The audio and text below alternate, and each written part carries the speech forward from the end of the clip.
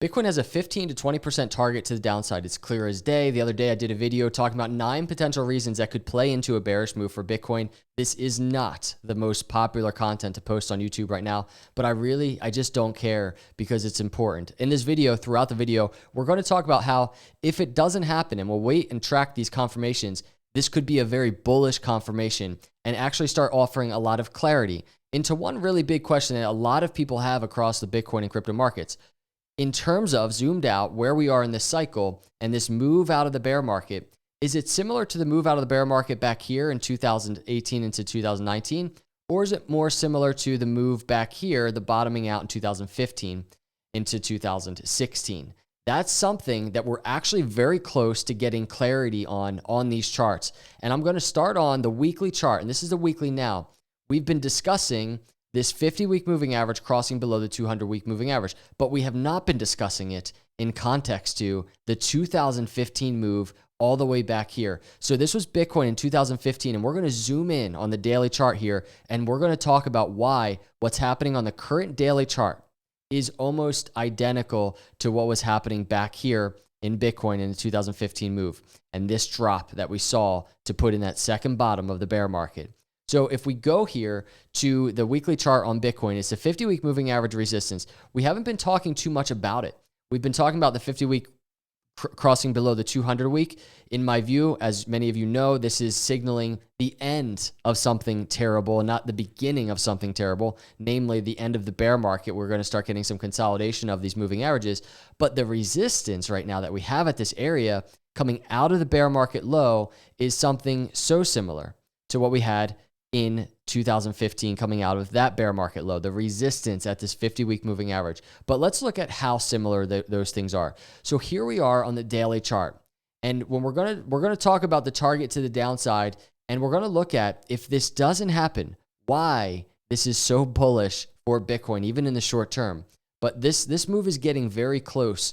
And if we're looking at Bitcoin on the daily chart, we have a couple things. We've been tracking this lower trend line, just waiting for it to hit to see if there's support at this lower trend line, right? We've already had a swing low, a higher low. We're waiting for another higher low. One thing we haven't talked about as we kind of trickled down to that area is the fact that if it gets to the trend line, there's no guarantee it's going to bounce back to the upside. So there's a breakout target right now of around $19,000 for Bitcoin. And it's an incredibly important area on the macro. And in just a couple minutes, I'm going to show you why it is on the weekly chart. But it's a $19,000 target. Now, if we go and we look at the daily chart in this move in 2015, let's start tracking the similarities. So Bitcoin right now, obviously we've already noted Bitcoin is testing this 50-week moving average at resistance, very similar to the 50-week moving average resistance here. Now, we see Bitcoin on the daily chart just now falling below the 20-day moving average with this 50-day moving average cruising right up to it. So Bitcoin's kind of like in between these two areas right now, 200-day all the way down here. Let's look at the chart back in 2015. Here's what we have going on. 20-day moving average, Bitcoin failing right around here at this 20-day moving average, right in between the 50-day and the 20-day. And here's the 200-day moving average down here. Now we open up our momentum oscillators in this move, and we actually see Bitcoin kind of seeing these lower highs, I should say, on this momentum oscillator, the RSI, and it's this point right here, right below this, right around a 58 yellow line that I have charted here. You see Bitcoin kind of just sideways and just not being able to break back above and break this trend, and this is when it starts falling. Notice the stock RSI, the quicker moving momentum oscillator, already an oversold at that moment. And if we go to the Bitcoin daily chart right now, look at the similarities of these momentum oscillators. Bitcoin, and also just remember, below the 20-day right now as I do this video, but below the 20, above the 50. Bitcoin below this 58 line, kind of trickling sideways a little bit. The stock RSI right now entering that oversold area. Just because it's just getting there doesn't mean we're going to get just an immediate bounce. You can see back in 2015 what Bitcoin did. It actually just trended at the bottom in oversold while we had this dip to the downside. Now, what was so important about this dip? If we look at this dip back in 2015, check this out. Fibonacci from the first swing low to that swing high This is Bitcoin falling right into a higher low Fibonacci channel, a higher low support channel. If we go to the Bitcoin chart right now, and let's just do this on the weekly, it might be a little bit more clean. This is Bitcoin. Swing low of this bear market to this swing high resistance at the 50-week moving average. Check this out, higher low area, and we have right around 19,000 at the 618 line to around 17,500 down here at the 786. Now that area is such an amazing area target for Bitcoin. If there were to be a target, and there very much is a target, again, we go to the daily chart. This is what the chart looks like. There's a target. So if there could be any target to the downside, there could not be any more beautiful target to the downside than when we're looking at this chart, because that target of around 19,000 brings Bitcoin right to around this 618, a higher low Fibonacci.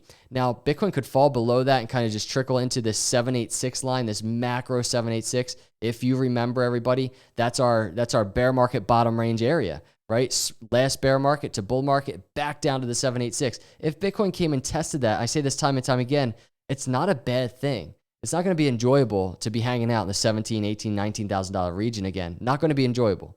It's going to be, red weekly candles, red daily candles. People are going to be freaking out, but it's not a bad thing. In the same exact way, if we look back here in 2015, this move, terrible. It's terrible to look at.